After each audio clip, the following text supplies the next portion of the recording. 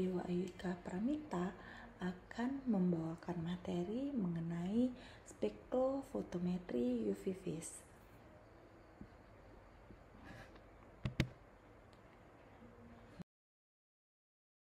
Sebelum saya memulai memberikan materi terkait spektrofotometri UV vis, saya akan menyampaikan visi dan misi dari Fakultas Farmasi Unmas Denpasar. Berikut ini adalah visi dan misi dari Fakultas Farmasi Universitas Mahasaraswati Denpasar.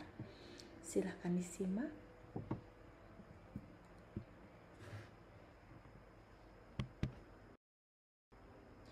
Outline pada materi kali ini adalah yang pertama, menjelaskan mengenai prinsip dari spektrofotometri, kemudian dasar pengukuran dari spektrofotometri UV vis. Selanjutnya akan disampaikan instrumentasi terkait spektrofotometri UV vis, dan yang terakhir adalah aplikasi dari metode spektrofotometri UV vis. Kita awali dengan prinsip spektrofotometri. Di sini terlihat adanya cahaya, jadi radiasi cahaya atau radiasi elektromagnetik mengenai sampel, maka sampel menyerap energi atau radiasi sehingga terjadi interaksi antara radiasi elektromagnetik dengan materi. Nah, jumlah intensitas radiasi yang diserap oleh larutan sampel dikonversi dengan konsentrasi analit sehingga didapatkan data kuantitatif. Berdasarkan jenis materi yang berinteraksi dengan radiasi elektromagnetik dapat dibagi menjadi dua, yaitu spektrometri molekul dan spektrometri atom. Nah, spektrometri molekul merupakan radiasi elektromagnetik berinteraksi dengan molekul. Contohnya ada NMR, ada IR infrared, ada UV vis, dan juga ada XRD. Sedangkan spektrometri atom merupakan radiasi elektromagnetik yang berinteraksi dengan atom. Contohnya ada AAS dan ada AFS.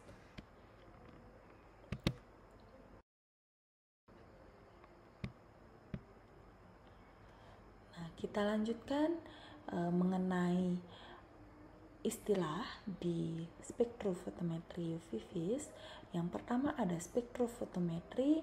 Jadi spektrofotometri merupakan salah satu metode pengukuran kuantitatif dalam kimia analisis terhadap sifat refleksi atau transmisi cahaya suatu materi sebagai fungsi dari panjang gelombang.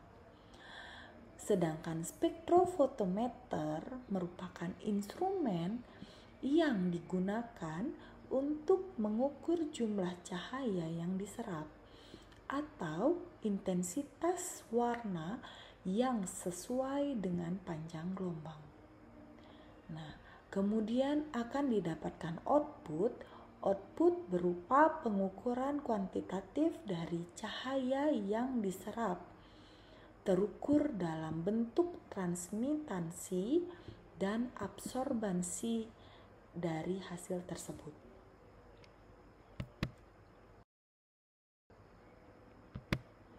Nah, dasar pengukuran dari spektrofotometri UV vis ini berdasarkan atas hukum Lambert-Beer.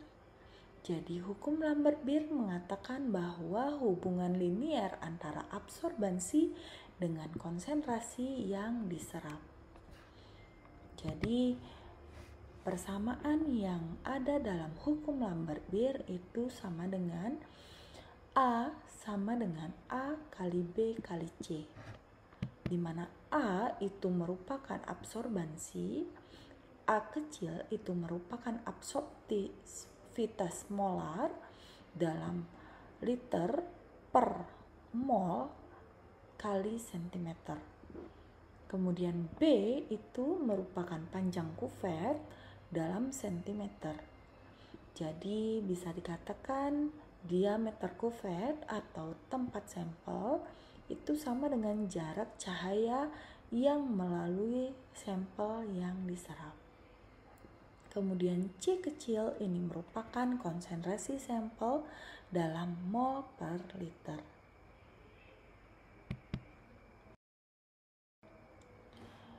Hubungan antara transmitasi dan absorbansi. Jadi di sini transmitasi itu T besar ya sama dengan I per I0. Jadi I itu merupakan intensitas cahaya setelah melewati sampel dan I0 itu merupakan intensitas cahaya awal.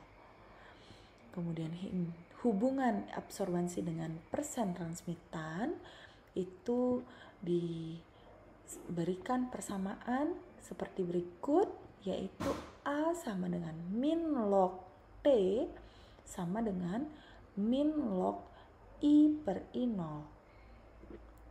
Jadi T itu sama dengan I per I0.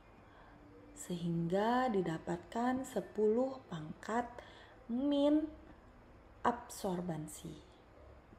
Dan jika seperti ini, jika yang dicari persen T itu sama dengan I per I0 dikali 100. Nah, untuk absorbansi itu sama dengan min log T sama dengan log 1 per T.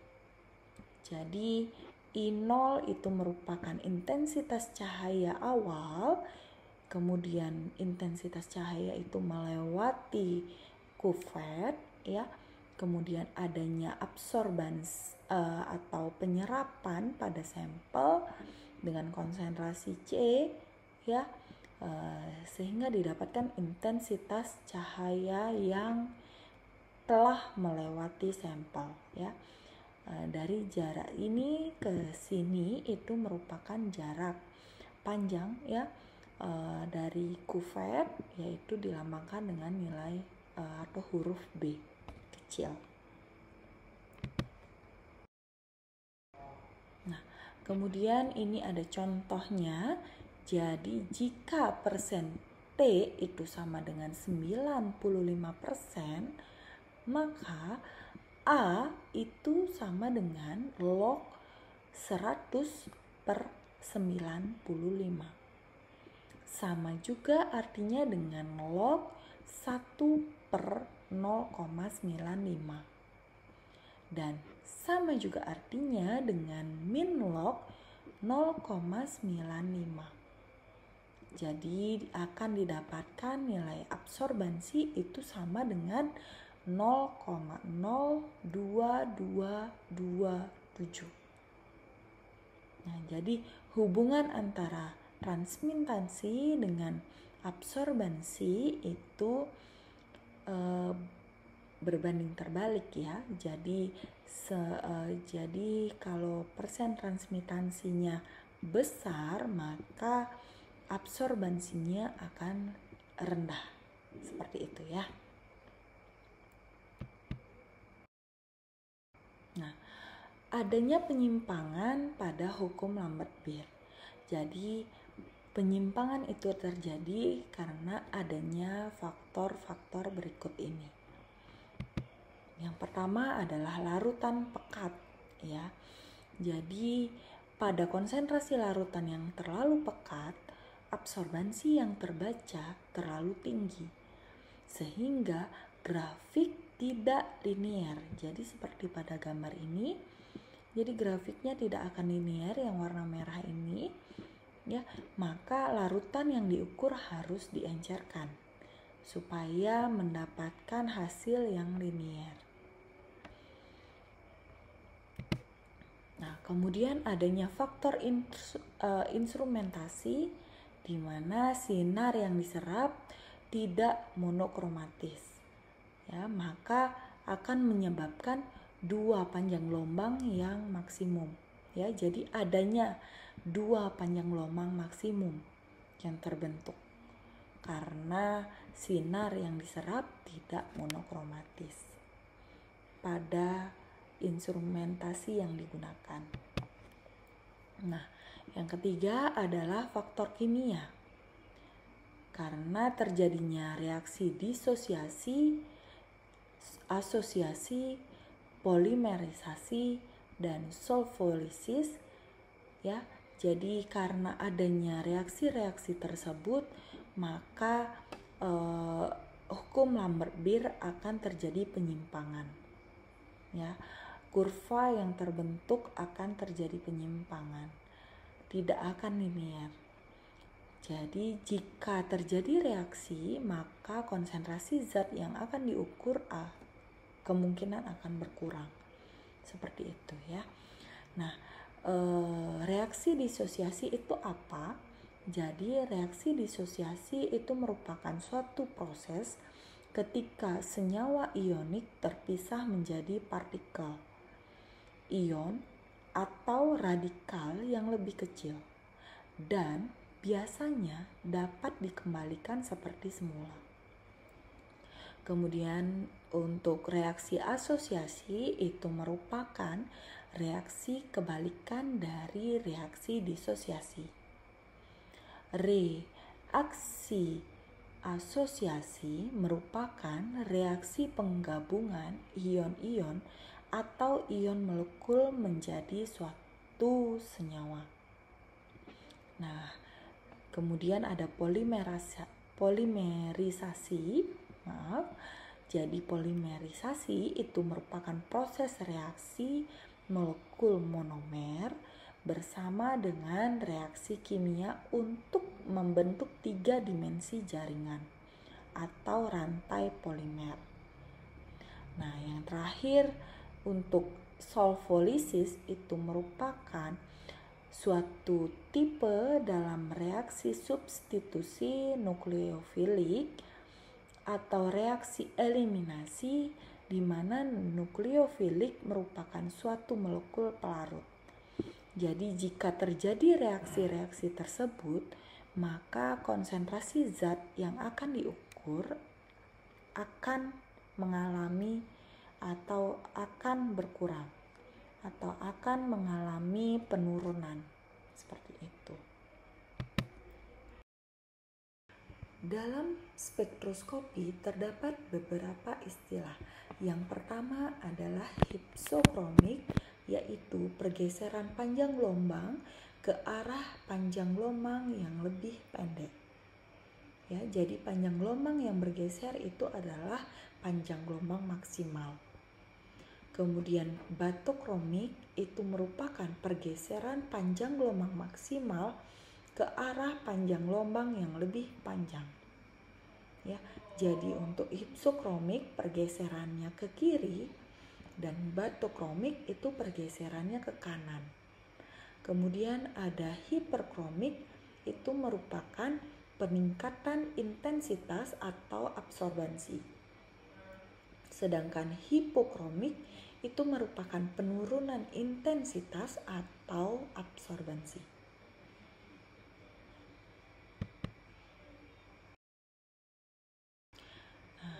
Adanya faktor-faktor yang mempengaruhi penyerapan UV vis. Yang pertama adalah kromofor, adanya kromofor, ya, yaitu gugus penyerap, kemudian adanya pelarut, kemudian adanya suhu, kemudian adanya ion-ion anorganik, dan pH. Untuk kromofor itu sendiri merupakan semua gugus atau atom dalam senyawa organik yang mampu menyerap sinar UV dan visible. Jadi di sini ada contoh-contoh kromofor. Yang pertama ada alken, ya. Kemudian ada alkin, kemudian ada karbonil, Karbonil ada karboksilat, ada keton, kemudian ada karboksil ya, karboksilat, ada amido, azo, nitro, nitroso, dan nitrat ya.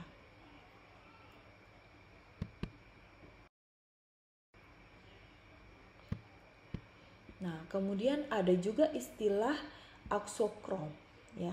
Jadi aksokrom ini merupakan gugus fungsi yang memiliki elektron bebas. Contohnya adalah OH, O, NH2, dan OCH3.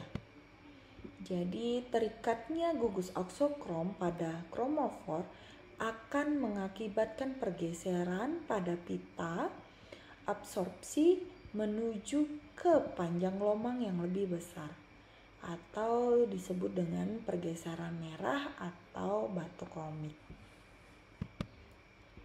Kromofor yang paling banyak ditemukan dalam molekul obat itu adalah cincin benzen.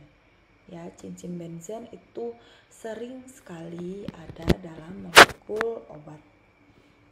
Dan biasanya memang digunakan dalam molekul obat. Kemudian untuk pelarut, jadi pelarut harus menggunakan pelarut yang baik. Pemilihan pelarut itu sangat penting dilakukan. Kenapa? Karena suatu obat akan menyerap sinar UV dalam jumlah yang maksimal di satu pelarut dan akan menyerap secara minimal di pelarut yang lain ya, sehingga harus dilakukan pemilihan pelarut yang baik yang dapat digunakan dalam analisis spektrofotometri UV vis. Jadi pelarut ini merupakan faktor penting dalam penentuan atau dalam penyerapan UV vis. Jadi terdapat kriteria dalam pemilihan pelarut yang baik. Yang pertama adalah pelarut tersebut harus tidak menyerap radiasi UV di daerah yang sama dengan daerah spektrum senyawa yang akan digunakan. Jadi contohnya saja ada etanol, metanol. Etanol dia berada pada serapannya berada pada panjang gelombang 200. Kemudian ada N-heksan, serapannya berada di 199 ya, dan yang lainnya. Kemudian yang kedua adalah pengaruhnya pada struktur halus dan tajam ya pada pita serapan. Dan yang terakhir adalah kemampuan untuk mempengaruhi panjang gelombang sinar yang akan diabsorpsi melalui stabilisasi baik keadaan dasar atau keadaan tereksitasi. Nah, kita lanjutkan ke faktor yang ketiga yaitu suhu. Jadi pengaruh suhu, jika suhu rendah menawarkan pita serapan senyawa-senyawa obat yang lebih tajam dibandingkan dengan suhu kamar. Kemudian resolusi atau daya pisah vibrasional akan lebih baik pada suhu rendah karena adanya level vibrasional yang ditempati lebih sedikit. Kemudian yang kedua, tingkat interaksi solut pelarut dapat diminimalkan. Nah, yang selanjutnya adalah ion-ion anorganik. Jadi ada sifat kromoforik dan terdapat dalam senyawa-senyawa anorganik, yaitu ada dua.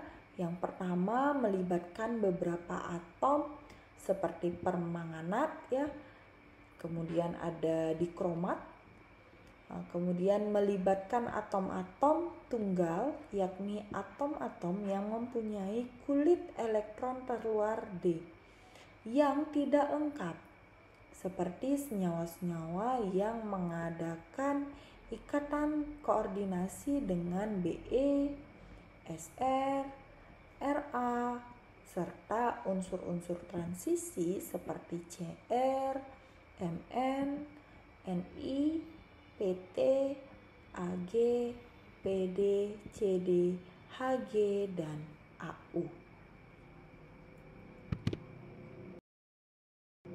Nah, yang terakhir adalah pengaruh pH.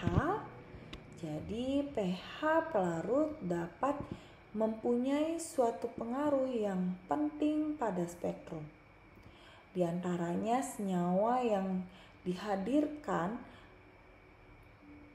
atau menghadirkan pengaruh pH ini adalah indikator kimia yang perubahan warnanya digunakan pada pengukuran asidimetri, sehingga titik ekivalen dapat diamati dengan metodologi ini. Nah, kita lanjutkan ke instrumentasi. Jadi ini adalah instrumentasi dari spektrofotometri UV vis, di mana yang pertama ini ada sumber cahaya yang polikromatis ya. Kemudian sumber cahaya polikromatis ini melewati slit atau pintu masuk dari monokromator. Ya, di dalam monokromator ini terdapat prisma yang dapat mendispersi atau menyebarkan cahaya, ya, sehingga cahaya yang awalnya polikromatis ya menyebar menjadi spektrum-spektrum warna seperti ini, yang akan keluar melalui slit atau pintu keluar, kemudian melewati sel sampel, kemudian masuk ke dalam detektor dan terbaca pada readout atau recorder.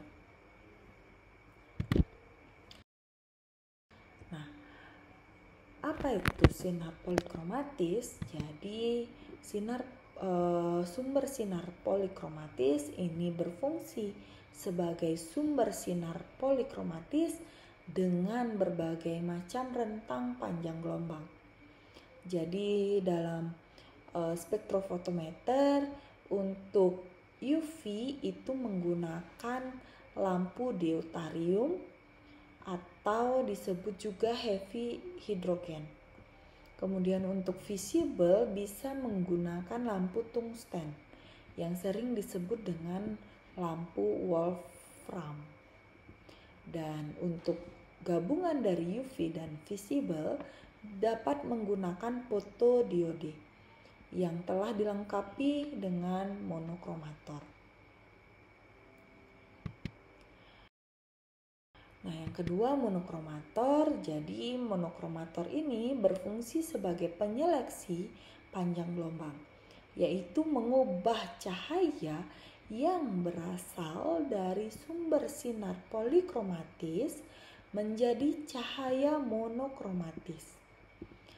Jadi jenis monokromator yang saat ini digunakan adalah grating atau lensa prisma dan filter optik ya. Nah, jika digunakan grating, maka cahaya akan dirubah menjadi spektrum cahaya. Sedangkan jika menggunakan filter optik berupa lensa berwarna, sehingga cahaya yang diteruskan sesuai dengan warnanya lensa yang dikenai cahaya.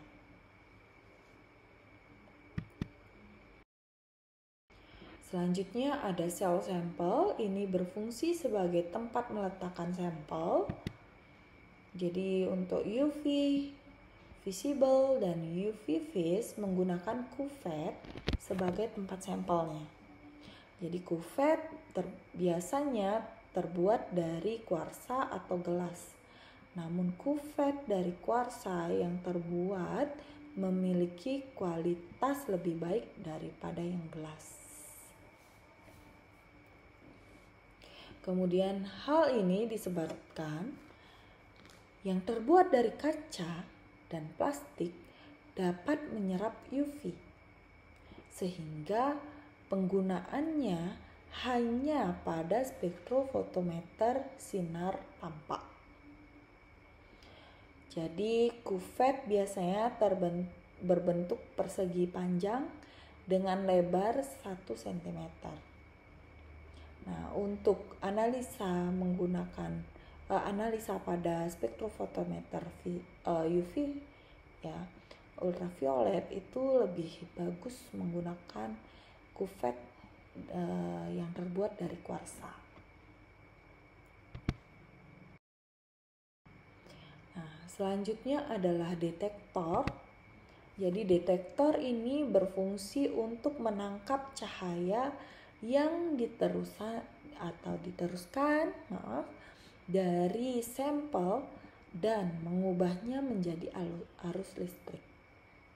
Jadi syarat-syarat sebuah detektor itu adalah kepekaan yang tinggi, perbandingan sinyal dengan bising tinggi, respon konstan pada berbagai panjang gelombang, kemudian waktu respon cepat, dan sinyal minimum tanpa radiasi, dan yang terakhir adalah sinyal listrik yang dihasilkan harus sebanding dengan tenaga radiasi.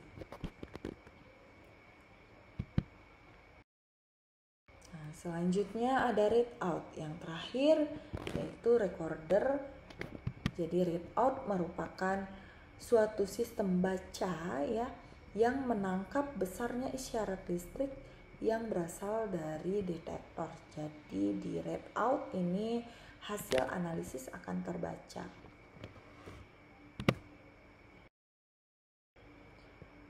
Kita lanjutkan ke jenis-jenis spektrofotometer. Jadi jenis-jenis spektrofotometer UV vis ya, khususnya di sini UV vis. Jadi ada yang berkas tunggal yaitu single beam ya, kemudian ada yang berkas ganda yang disebut dengan double beam ya. Untuk single beam ini dapat digunakan untuk kuantitatif dengan pengukuran absorbansi pada panjang gelombang yang tunggal ya, 1 panjang gelombang. Kemudian mempunyai beberapa keuntungan, yaitu sederhana, harganya murah, dan mengurangi biaya yang ada, merupakan keuntungan yang paling nyata.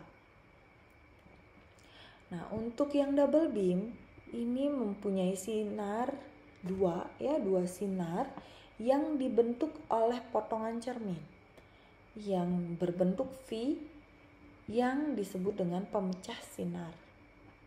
Jadi sinar pertama melewati larutan blanko dan sinar kedua secara serentak ya, secara bersamaan melewati sampel. Mencocokkan foto detektor yang keluar menjelaskan perbandingan yang ditetapkan secara elektronik dan ditujukan oleh alat pembaca.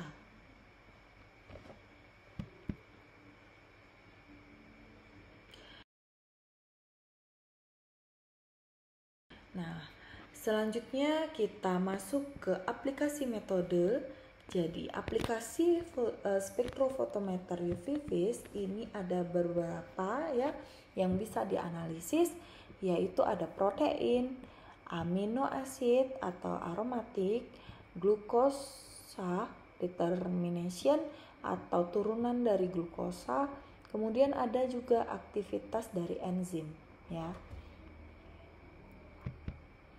Nah, untuk struktur kimia dan absorpsi visible, jadi untuk larutan yang dapat dianalisis dengan spektrofotometer visible ini harus senyawa yang berwarna ya. Contohnya adalah KMNO4 yang berwarna ungu. Kemudian apabila senyawa tersebut tidak berwarna, maka perlu ditambahkan pengompleks yang dapat membentuk warna. Contohnya adalah analisis logam Pb dan Fe. Jadi perlu adanya atau perlu ditambahkannya larutan pengompleks ya, supaya terbentuk warna.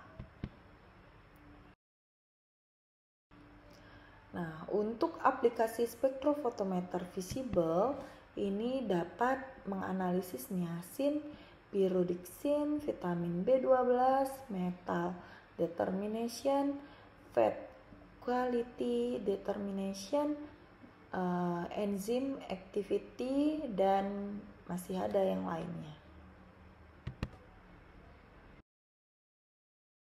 Nah, kita masuk ke pengukuran. Jadi dalam pengukuran atau penentuan konsentrasi sampel, kita dapat melakukannya dengan cara yang pertama, mengukur panjang gelombang maksimalnya terlebih dahulu. Setelah didapatkan panjang gelombang maksimal, kita dapat membuat kurva standar pada panjang gelombang maksimal. Ya, kurva standar ini biasanya menggunakan 5 variasi konsentrasi. Kemudian bisa kita lanjutkan ke pengukuran sampel. Ya, setelah didapatkan hasil, konversi A sampel dengan kurva standar. Ya, jadi sampel bisa dikonversikan dengan kurva standar. Ya, jadi didapatkan hasil konsentrasinya berdasarkan kurva standar. Nah, ini merupakan contoh dari kurva standar vitamin C atau asam askorbat. Ya, data seperti pada tabel ini sehingga didapatkan kurva kalibrasinya dengan persamaan Y sama dengan 0,1086 ditambah 0,0192 sehingga menghasilkan nilai R kuadratnya atau koefisien korelasinya sebesar 0,9986. Hasil ini sudah bisa atau dapat dikatakan sudah mengikuti hukum Lambert-Beer atau sudah sesuai dengan hukum Lambert-Beer, karena hasil yang didapatkan sudah linear. Nah, ini ada data ya, hasil absorbansi dari sampel vitamin C pada infus fotor jeruk nipis daun mint ya, didapatkan absorbansinya sekian. Jadi adik-adik di sini atau teman-teman sekalian dapat menghitung konsentrasinya berdasarkan kurva kalibrasi yang sudah didapatkan pada slide sebelumnya. Nah, untuk selanjutnya adalah tugas secara mandiri ya, dikerjakan secara mandiri untuk mahasiswa Diploma 3 Farmasi dengan mata kuliah Kimia Farmasi 2. Jadi di sini bisa dikerjakan 3 soal ini ya secara mandiri, dan nanti akan saya buatkan tempat pengumpulannya di Google Classroom. Nah, sekian pemaparan materi mengenai spektrofotometri UV-Vis. Jika ada yang ingin ditanyakan, silahkan tanyakan langsung di kolom komentar ya. Dan semoga apa yang sudah saya sampaikan dapat bermanfaat untuk yang menonton video ini. Terima kasih dan sampai jumpa.